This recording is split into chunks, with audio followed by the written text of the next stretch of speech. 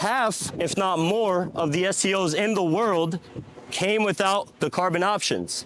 So the carbon options go from, you have your front splitter, the Cafango, the louvers, the mirrors, the roof scoop, you have your wing in the rear, and your rear diffuser.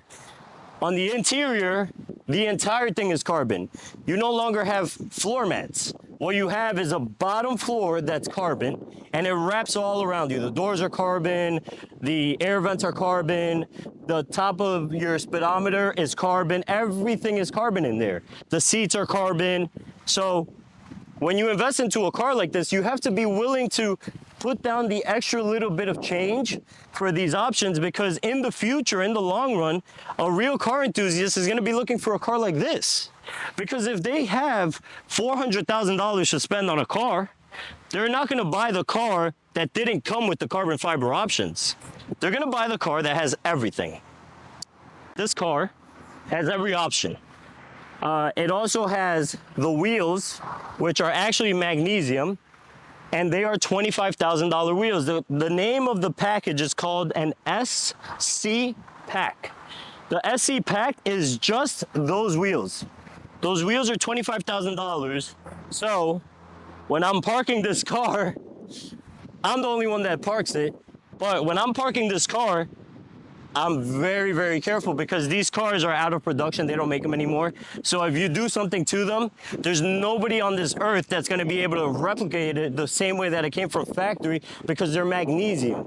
So any type of welding or this or additives that they try to do, it's just not going to work. These wheels are literally just what they are. Like this was a package that Lamborghini decided to implement on this car, and this car was very separated from every other Lambo. No other Lambo had a Cafango. I think in the 80s they might have done it, but present time, no other car has a Cafango. No other car has a roof scoop.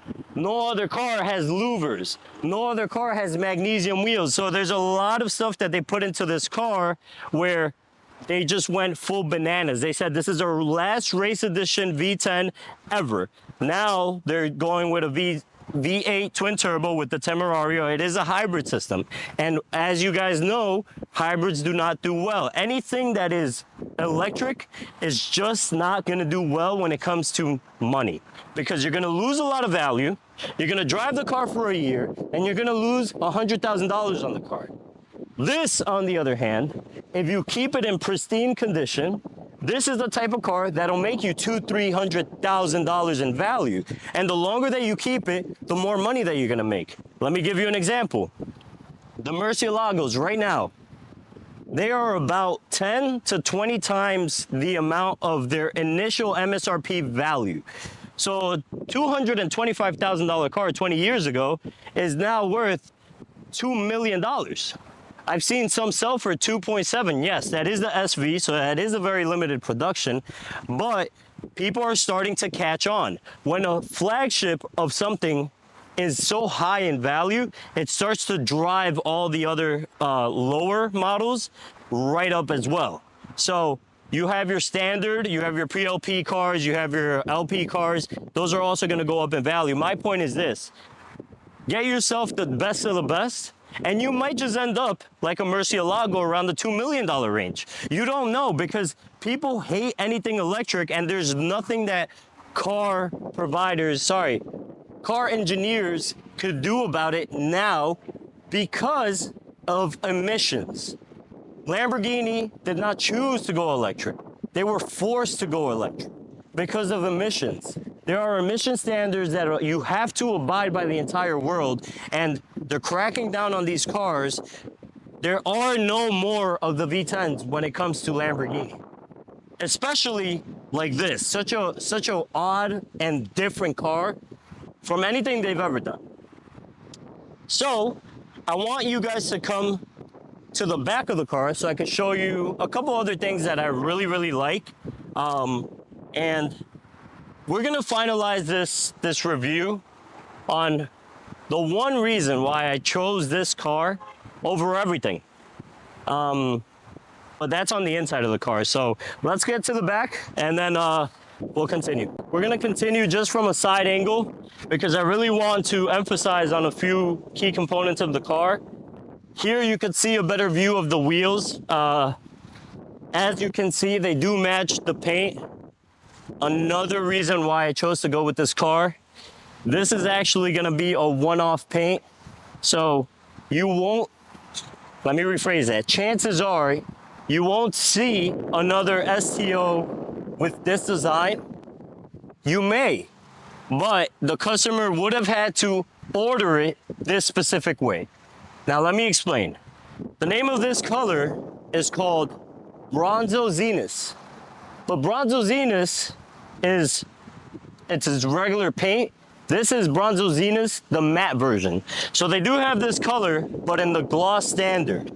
The moment that you go to the matte, now it makes it a one-off color. It matches these wheels perfectly because this was once again the SC pack from Lamborghini for the STO, and it just so happens that they match perfectly. Great color combination. I think that just how they designed it looks perfect. In the sun, it looks marvelous. What I do like about the car is the fact that the contrast is now perfect because everything is either gold, right? It's got a little bit of gold in it. It's either gold or black. So I made sure that the tints were all dark because I wanted to emphasize on the contrast. You have your mirrors, everything else is black, right? And everything else, for the most part, has a little bit of gloss in it. The paint is just a matte. So now not only do you have a paint that's matte versus a carbon that's gloss, so there's one contrast, but then you have the two-tone. You have the black on gold, which I love. So I chose to go with this car as well because of the red calipers. My favorite color is red. I had to have red somewhere. And I also really like the color white, which is why the interior, I'm going to show you guys in a second, but the interior is going to be black with the white stitching. I think that that's just such a clean look, and it's timeless because I've heard horror stories where people get red interior and after a couple weeks they just hate it. It's too much, it's overwhelming. So that's why I really like the interior on this. I'll show you guys in a minute. Alrighty, so we come all the way to the rear of the car. The wing, as you can tell, looks very, very different than the Performante's wing. And that's because this is a fixed wing. It no longer has the active arrow. This wing was made solely to create as much downforce as possible. And it does a great job because me driving this car, I can tell you firsthand, when I am just on the highway and I'm doing a little bit of high speeds, I feel the car being planted. I didn't get that feeling in the Performante. Although in the Performante around turns, I was definitely helped out by that ALA system. But in a straight line, this thing definitely feels more grounded. You feel more part of the floor than you do in the Performante. Another key thing that I like about this car is the exhaust is presentable through the rear diffuser and the rear bumper. This mesh that they did here is so great. They didn't go cheap on it. This is actually solid. It's not a plastic. You have your carbon as well. And I just think that how they structured this with the little scoops in between the wheels, you're able to actually see how aggressive this car actually is. And that's what I mean. It's got the wow factor all the way around. You could see that this looks like an alien. And that's what I talked about in the last video. I said, I don't know how cool that's gonna be in 10 years, but you know what? That's what I think will drive the market even more on these things. The fact that it is so different that even if some people don't like it, the people that do love it are gonna pay whatever it takes to obtain one of these cars. Because you can choose to go the subtle way on a Performante, but you won't get all these wow factors. So there are two markets. There's the market that just wants a simple, calm car, and then there's the other market that just wants the wow factor. And that's what this car has. I just think it's stunning. It looks close to an SVJ, close. The reason why I say it looks close to an SVJ is because I've had it happen multiple times where people say, yo, that's an SVJ. I overhear them. And I do correct them. I say, thank you, that's a compliment, but this is an STO. And they're like, oh, I didn't know that. They look very similar. The cameraman is now going to help us, and we are going to take that camera off the tripod so I can show you guys how it is that the Cafango works and how it is that the engine cover works, because they're not just lift-offs. You have to have a key and you have to put it in a hole, and that's the only way to remove it. So come on, guys. So where's the key? Because that's a good question. When I first bought the car, I didn't know where the key was. And it took me a little bit of searching, but it is in a very obvious place. And let me show you guys where it is. If you look inside of here, it's gonna be right there.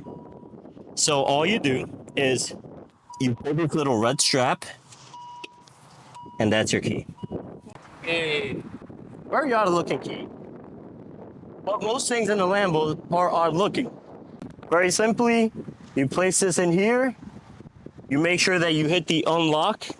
You're gonna feel it give you a little budge, and then you just pull it up. But I like to pull it up from the center, just so that the weight is evenly distributed. And when you pull it up, it's gonna fall on its own. Now, they do have this little piece right here that'll help the weight distribute. So this little piece, just like any other hood, right? You're gonna attach it right here. And once it's locked in, it'll actually hold the weight so that all the weight isn't falling on those hinges in the bottom. This is gonna help it out. That area is your storage, which is hardly anything, you know. Like I said, 4 Celsius cans, maybe I was exaggerating, maybe you could fit 6. I am a big Celsius guy, so I mean 6, the more the merrier. But this is my point with Lamborghini doing everything so differently. This is all carbon, right? So these are the things that you're looking for as a car enthusiast, where you're like, wow, you know what? This is a very different looking car. Now come over here so that I can show you exactly how menacing this looks from the front. This is the type of car that when you go places and you park it and you're just standing next to your Cafango like this. These are this is one of the reasons why I got the car. Not because I wanted to impress others, but it's just so different that you have the ability of doing this, opposed to in other cars where you don't. And I like having my louvers up in the air like this, is where I could give them a nice little hug. But yeah, this is beautiful to me. This is something that over time people are gonna grow to appreciate more and more and more. And the value in that is what I'm pursuing. So let's go over to the back so I can show you guys how to take off the rear. So the rear is gonna be the same concept. You're gonna put your little key, make sure you don't lose it. You're gonna unlock and we're gonna tap. You saw? It just came loose. You're gonna do the same thing on the other side. Get your little key, left, and pop. Once you feel that pop, you're good to go. Now, there is a way of doing this, because you have to pull up and forward before you can pull it up entirely. So give me a second here. This might take a little bit, but I'm gonna try to get it done. Okay, so this side is out. And there you have it. I'm walking around with my engine cover. It is very, very light, so I'm able to do this. I'm gonna place it on my shoe, but this is what it looks like on the inside. So as you can tell, it's probably a little dirty, but it's more carbon. Now let's turn it around.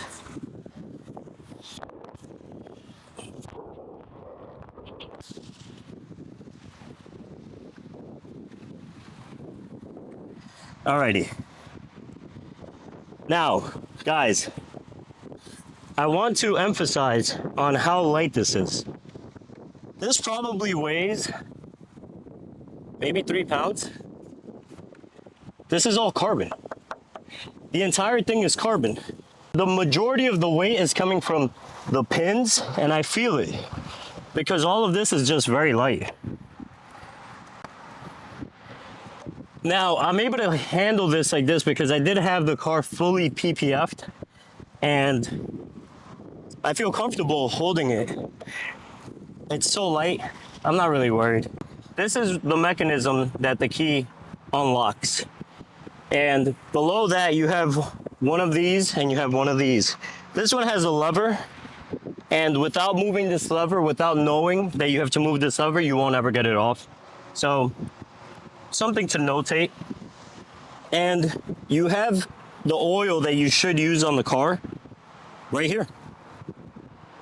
This is the oil that you should use.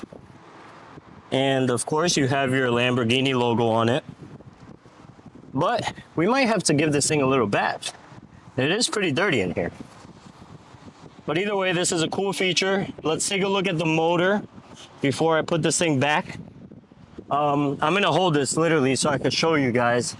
But if you notice the difference on this opposed to the Performante, this is gonna be your intake setup, but you no longer have the scoops for the ALA. So this right here used to throw wind into the ALA wing, which would help you with the aerodynamics. That's why I had full active aero.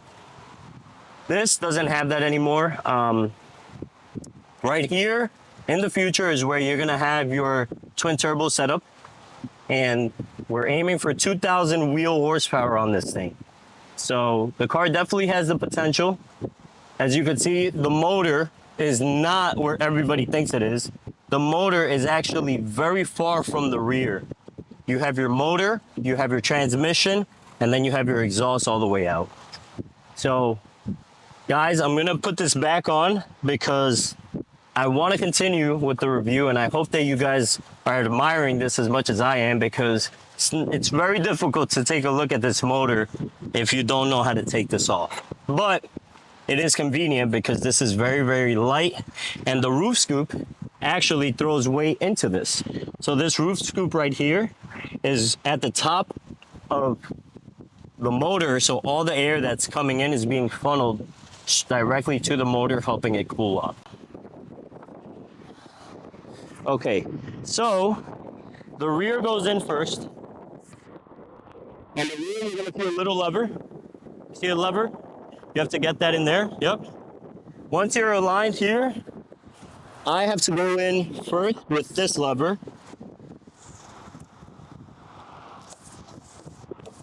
Okay. I'm in on my side. Just come like that. Okay. That's good. So once again, as you can see right here, here's on the unlocked position currently. Get your little key, rotate it, now you're fully locked. If the car is in public and you have it in the unlocked position, anybody could just come and take it. But if they don't have this key and it's in the locked position, you're fine. So make sure that you always keep it locked, because you do not want to have this stolen. I promise you, it'll be an expensive day for you. Alrighty. And we're good to go, just like that. The engine cover is fully back on. Let's make sure that it's steady. We're good. Fully steady. And make sure everything aligns perfectly.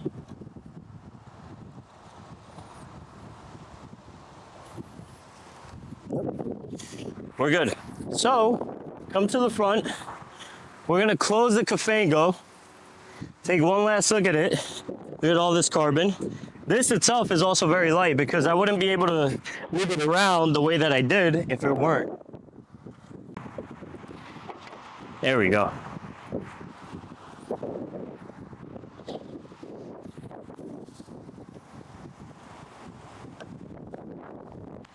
So this is very light because just with my fingers, I'm able to move it around.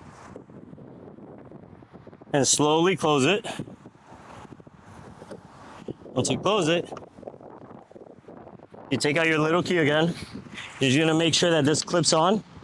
Once you hear that click, you're able to then lock it into position.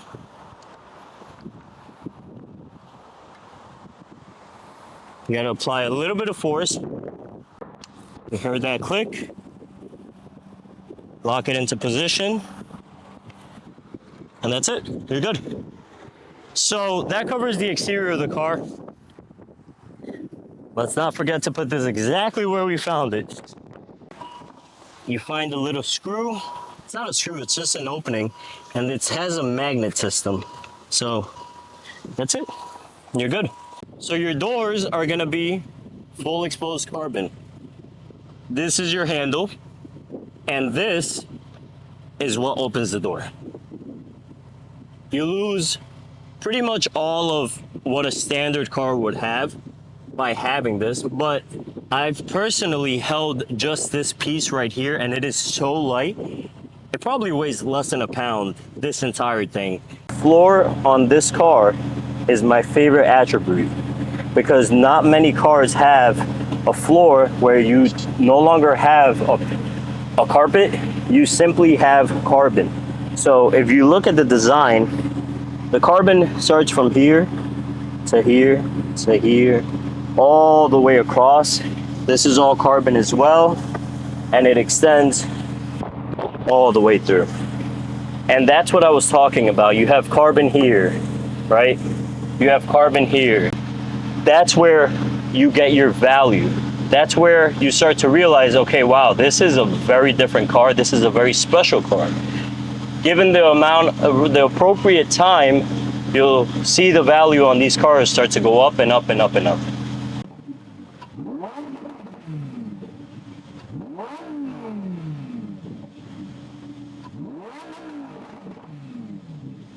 So, as you can tell, it's got a little bit more pop than the Performante. But like I said, guys, it's starting to drizzle a little bit because this is Florida and we got little sporadic little drops of water, even though the sun's out. But I hope that you guys enjoyed the video. Maybe the next time we'll do a full driving experience. But I just wanted to cover the basics on what the car has to offer versus the Performante. And if you are looking to invest into a car, please do not feel embarrassed or hesitate at all to reach out to me. This is something that I've become very good at. And I could help you make some money off of investing on cars like this. Obviously, you have to get to that point where you're willing to invest the capital. But a car like this, I could tell you firsthand, by me putting my own money on this, this is the type of car that'll go up through the roof to the moon in value. So guys, look into the V10s now before everything becomes electric, and then these will skyrocket and then it'll be too late for you to get it. Guys, until next time, enjoy. Bye.